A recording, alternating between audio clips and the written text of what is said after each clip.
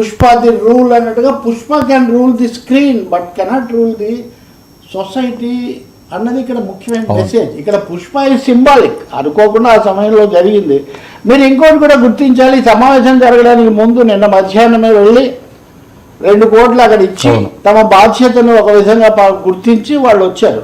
కాబట్టి నేను అనుకుంటాను పరిశ్రమ మొత్తం కాదు, పరిశ్రమలో కొన్ని సందర్భాల్లో కొంచెం శృతి తప్పి వ్యవహరించిన వాళ్ళు ఆ ధోరణులు కొంచెం కట్టుబాటు చేయడానికి ఇది ఒక బ్రేక్, ఒక స్పీడ్ బ్రేకర్ లాగా ఈ దూకు ఏకపక్ష ధోరణికి తర్వాత క్రౌడ్ అనేది మీరు చూడండి సార్, 2 సార్లు హైదరాబాద్లో ప్రమోషన్ ఈవెంట్స్ రద్దు చేయాల్సి వచ్చింది.